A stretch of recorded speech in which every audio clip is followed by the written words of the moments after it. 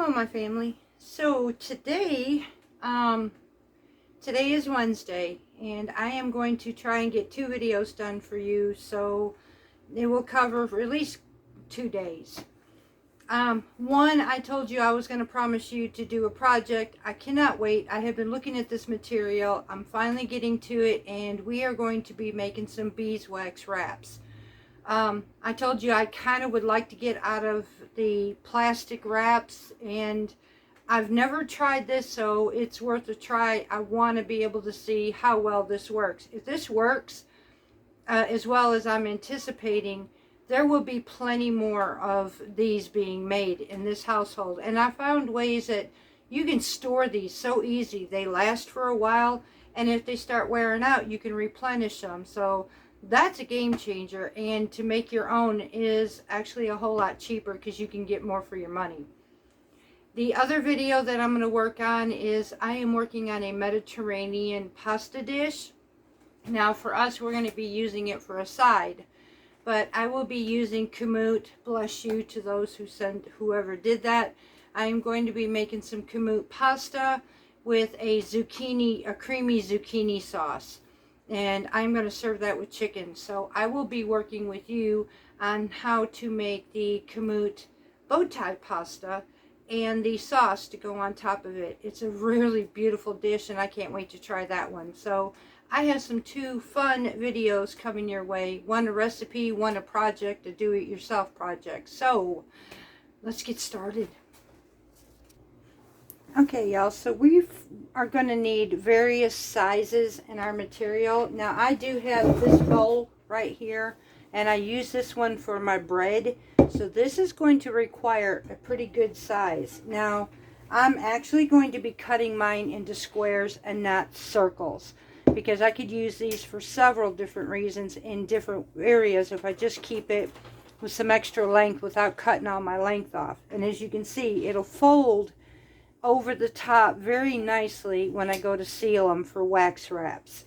So this one will take a lot of wax, so I'm going to at least make one big one. Now I also need some smaller sizes, so I'm going to actually take, I may end up doing another long one. So we'll just take this one right here, and we're going to cut this one down in half like this, and I'm going to put this on my board where I can actually cut it. Now I do have a material cutter, but I will tell you, be very, very careful, y'all, because this can cut your fingers really bad. So I'm just going to take, since I have my crease where I folded it directly in half, and I'm going to use that as my guide to cut my material. Go ahead and move this up right quick. And so I'm going to actually have to turn around. Drop this down just a little bit. And then finish my cut. Okay, look, that one didn't get all the way to the bottom down here. I've never used one of these, and I'm quite nervous on it myself, actually. So there's one, and now I'm going to cut this in half again. And then you're going to have to need, so what we need is, we need some scissors or whatever to cut our material to size. You're going to need a pair of pinking shears, and you want to cut this before you wax this. Otherwise, you will ruin your pinking shears, and I promise you, you will ruin them if you wait till after it is waxed. You can't really sharpen these things, so that's my suggestion. I mean, people can do as they wish, but I wouldn't. I would actually wait until, or I would do mine beforehand. So I have 2 squares here, and I'm just going to take my pinking shears along the edge line, just like so, and I am going to taper off my edges. So once I get these done, we will come back and I will show you what the next step is and give you the recipe to how I'm going to do this. Now, I don't know, I've never, like I said, I've never used this, so this is First time I'm working with you as well on how many I'm going to be able to do out of this recipe. It'll give me a basic idea what to do next time, but it'll also give you a start just like it gives me if you've never done this before. I have looked online on what it costs to actually buy some of these, and honestly, y'all, it's coming out cheaper for me. Even though it was an initial cost in the beginning, it's still coming out cheaper to make my own. So I can find deals on material, and plus I've got material all over the place. So I did get some extra special ones like these because I wanted something cute, basically in my kitchen, that represents this homestead. So I'm going to go ahead and finish off pink and shear the edge of these, and then we will be right back. Okay, y'all, so the next thing that we are going to need, you're going to need an old pot that you are not going to use anything in again. Now, there are a couple things you can do. If you have an old tin can that you've cleaned out and whatever, you can use this as a double boiler, putting water in here and heating your wax mix in that. Or get an old pot that you're not worried about. You're going to have wax in it, which is okay, because once you clear this out, you can let it dry in there, put a plastic bag over it, store it up, because you can always remelt this later. So, and then the same thing with getting paint brushes, because you're going to need that to brush on here. So if it gets coated with wax, once it dries, you keep the bristles straight up. You can wrap it up in a plastic bag, and again, store it, because when it gets warm, it'll soften all the wax again. So I specifically went to Dollar Tree. I spent $1.25 for 3 brushes, and we're going to use that. The other thing that you're going to need for this, I had already showed you, we're going to need some pine resin. We're going to need some beeswax. And we're going to need some jojoba. I'll get that right. Jojoba oil. So these 3 here you're going to need. And then you're going to need an old iron or something. And you can put aluminum foil over the top of this. And you're going to need some, not wax paper. You're going to need parchment paper.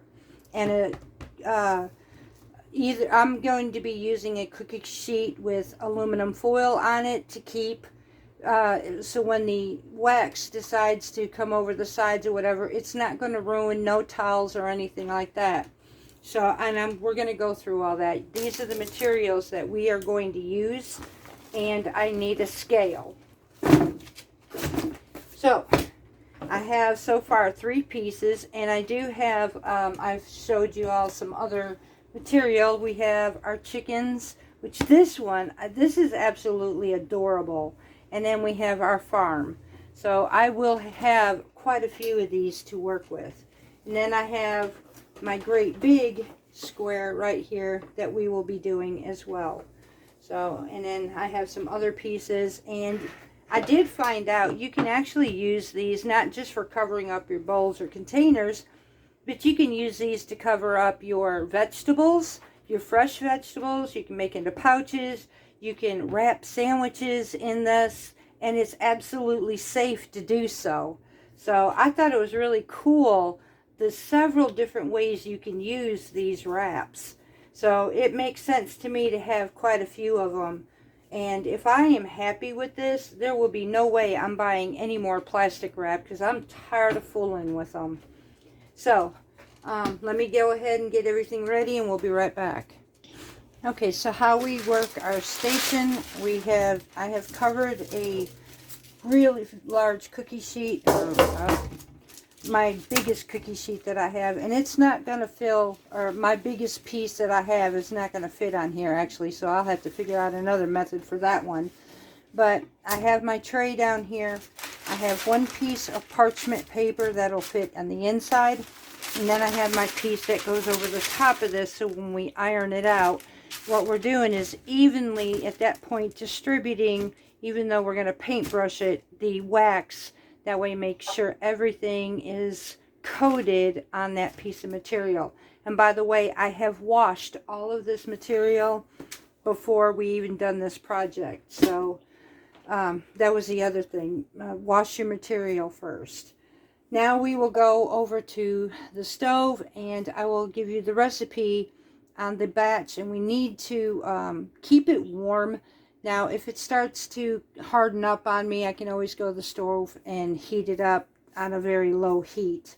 So that's where we're going next to make up our batch. Okay, my family, so now comes the time of doing our recipe.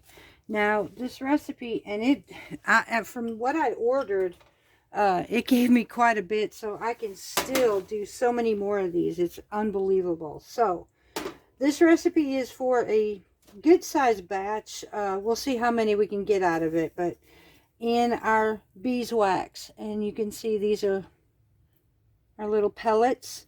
I need 100 grams or 3.5 ounces of beeswax. Again, I am not worried about this pot whatsoever. It was purposely made. Actually, we've had it for our beeswax on the farm too, for the honey, or from our hives, but we never got to really render down the wax because things went sour with our bees at the time. So I have 100 grams of beeswax. I need 20 grams of pine rosin. Now I want to make sure I get all of this out of here.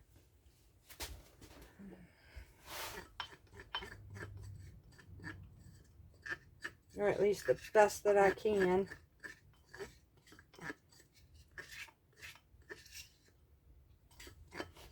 Okay. And we are going to heat this up on low. We want this low and slow. And then we need 3 teaspoons or 15 milliliters of jojoba oil. Yes, I'm concentrating on saying that because I have not used this stuff ever before. This is my first time. So I need 3 teaspoons of this. Now they do say it takes a bit for the pine rosin to melt in with the wax. So we just got to be patient with it before it becomes smooth. The oil is to help to make our wraps softer and more flexible to work with. And that's a lot of oil. I can still work and make quite a bit of this. I think, how many ounces did I get? 4 fluid ounces, and I can do quite a bit of wraps with this. I didn't hardly look like I even touched it. So this is cool, y'all. So now I'm going to turn my heat on low, and we are going to melt this down. And I'm going to use an old stick, something I'm not going to worry about, to mix my stuff up with. Mix this up really good in here while we're melting this down. And I want to make sure everything is melted, that I don't see any granules of anything. So once we get this melted down, I will be back and we will go and do our wraps.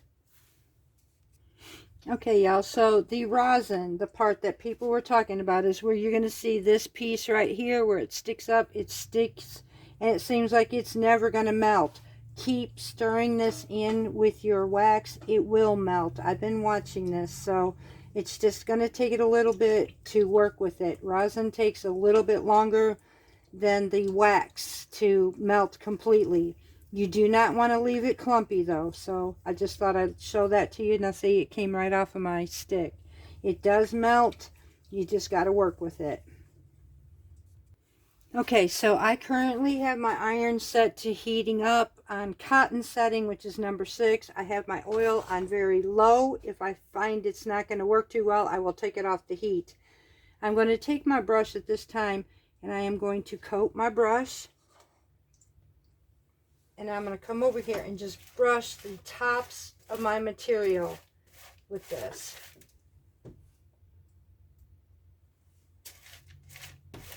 Just like so. You don't have to do both sides, you just have to do one side.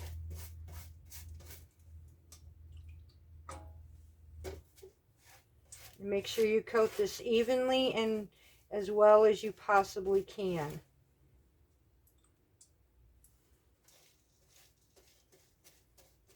Now I am making sure that this is becoming saturated through my material. There are several ways people have done this. Some have even put it in the oven just like this in there. I'm going to use the iron and see how well this actually works. Like I said, I'm going to make sure this is good and coated. And now it's getting to the point it's getting easier to spread because it's actually drying as I add this to it.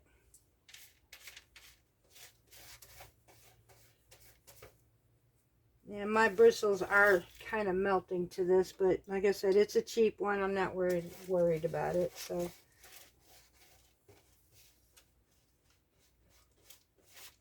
alright, y'all. So this is good and coated now. Now we're going to try and even out this wax on this material. So I'm going to go ahead, I'm going to keep this on very, very low. Now we're going to take our second piece, go over the top of our piece of material, and I'm going to show you what we're going to do next. Okay, let me see if I can back this up. Oops, sorry about this, y'all. Okay, so what I'm going to do is, the reason you do not want to use wax paper will get all over your iron. You do not want that. You don't want it saturating. However, we do need 2 pieces because we need one for the bottom, one for the top, because once we start to iron this, the wax is going to seep in through this material on both sides. So this is why you only have to coat one side. Now I do want to make sure that I don't have any creases or folds, as I see right here I have. Let me pull this out. I don't want any creases on here. I want this actually as flat as possible. Okay. Now I'm going to go ahead and take my iron, which is set for cotton, because we are working with cotton material, and you're just going to go over the top just like this, and I can see it already working. This is amazing. So I just want to coat it all the way through, and yeah, the outside edges, this is why you want your paper and on something like I have it coated with aluminum foil on my cookie sheet. I'm just going to go through here, heat this up until it's good and coated on both sides. And this is not touching my iron, which I am super happy about. I mean, I can even see it melting on here. Coating this nice and even. Yeah, oh yeah. Beautiful job.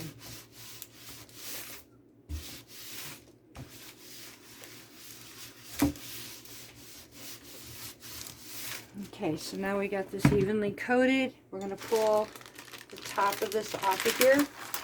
Gorgeous. And we can reuse this. And now we're going to peel this part off of our paper. We have it coated on both sides now. Yikes. No. Pick my edges and just kind of wave it a little bit like this just to dry it off. Because we want this now to start drying. Once I can get it cooled off enough, I'm going to set it aside somewhere so that this is going to completely dry. When this completely dry, I will show you how to actually use these. So I'm going to go ahead and wave this for a little bit, set it aside, and I'm going to finish the rest of my wraps. And when we come back, I will show you what we're going to be able to do. Now see, I can actually... they're starting to dry really well. So I want this completely dry, and I'm going to find a place to put this. I'm going to get another piece of wax paper and lay this on the top and let this completely dry.